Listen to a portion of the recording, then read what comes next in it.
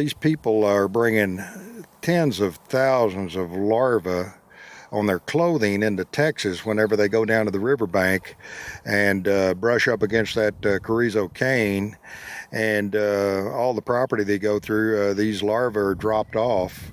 The larvae then get on a plant and then get on our white-tailed deer. Consequently, there's a tick zone that runs all the way from Del Rio to Brownsville, and the USDA and the Animal Health Commission have tick riders that try to catch this livestock coming across the river and get it caught. So people, though, are still coming, and there's been some properties that have come into quarantine miles off the river that even had high fences where the livestock and the deer could not infect it. That were affected because of the human trafficking and the people coming through bringing those larvae. So another disease, pyroplasmosis, transmitted by a tick.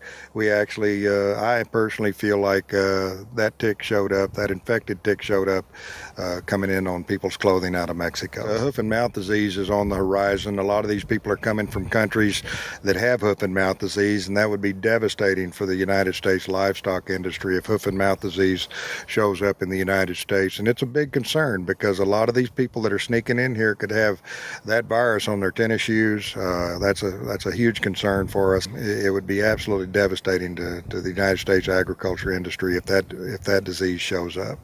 And there's a multiplicity of other diseases. Swine flu can be transmitted from people to the swine industry. Most recent, within the past couple of years, there's been diseased animals come through our Trans-Pecos.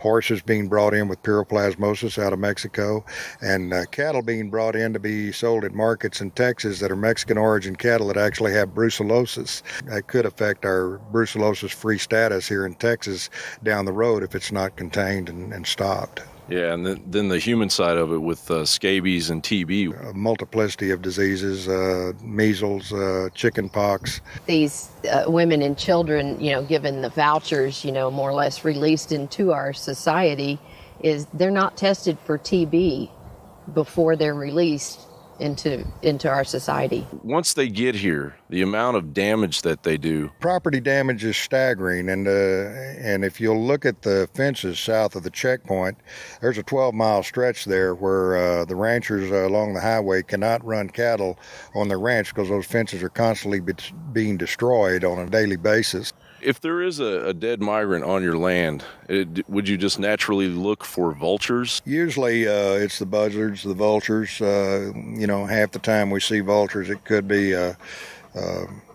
illegal alien that died on your property. You see a lot of the tragic stories of the immigrants dying of dehydration, and they're next to a road. They could have gotten water. One of the last deaths we've had on our property was, right there on the highway on our fence line. And, they found her deceased there. She died 5 feet from a crawl hole, 30 feet from the highway. So she almost made it. She had one sock on her foot, $3 in her pocket, and a little Spanish Bible, and that was it. I would in fact make sure that we immediately surge to the border. A woman accused in Mexico of several murders and body dismemberments, even removing victims' hearts, is arrested in El Paso. She was wanted for 5 murders in Juarez. She's also suspected of being involved in several other killings. Investigators say she crossed illegally into the U.S. and was operating on behalf of the gang Artistas Asesinos, or assassin artists. The FBI says Pineda was known for extreme brutality, dismembering bodies, removing hearts, and placing the hearts in front of Santa Muerte statues. Did you move too quickly to roll back some of the executive orders of your predecessor? Rolling back the policies of remain in Mexico, sitting on the edge of the Rio Grande in a muddy circumstance with not enough to eat. I make no apologies for that. Why are you waiting to take executive action on the border? Because we need more forces on the border. I don't have the authority to do that. Should the president take that executive action? Needs to be looking at executive orders. The president needs to be looking at executive orders. Under Joe Biden, the United States has become nothing less than a massive dumpster for the world's prison populations. Countries such as Venezuela are known to be emptying out their prisons and their mental institutions, and they're sending them to America. They're happy to let our open border be the solution to their problems and their responsibilities. And as the great unknowns wash in, Americans are being murdered at an astounding pace. Laken Riley in the state of Georgia was murdered allegedly by an undocumented Venezuelan migrant. Was there a breakdown in the system? So, Margaret... First of all, let me say that we don't use the term illegal immigrants. The 5 men in the van that hit and killed a motorcyclist from Fort McCoy last weekend were all undocumented immigrants. The FHP arrest report identified Demetrio Moreno Alahua as the driver, as well as 4 passengers. The investigator called them all, quote, illegal aliens. They're accused of hitting the 74-year-old and leaving him, instead running away. So our complainants got home from the grocery store. They were unloading groceries, the whole family. These men came out from the side of the yard, approached them. One had a rifle, one had a pistol, put guns to their heads, ended up shooting the father, mid-40s-year-old man in the foot. To add treason to injury, Joe Biden has secretly flown 320,000 illegal immigrants from Latin American airports to 43 U.S. cities, while U.S. Customs and Border Protection is refusing to identify which cities they are landing in. This after FOIA litigation revealed the Biden administration's utilization of the CBP One cell phone scheduling app. According to journalist Todd Bensman, under these legally dubious parole programs, aliens who cannot legally enter the country use the CBP One app to apply for a travel authorization and temporary humanitarian release from those airports. The parole program allows for 2-year periods of legal status during which adults are eligible for work authorization.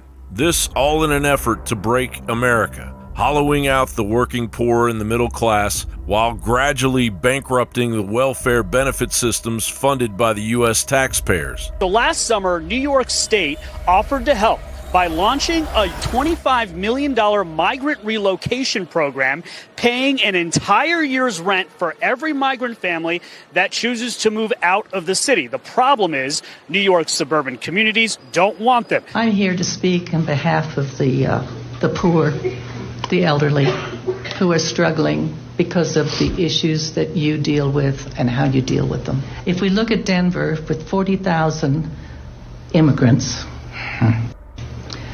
and we think that they cost $1,000 a month for housing, it's going to be $480 million for 1 year. That's just $1,000, and I don't think you can get housing for that.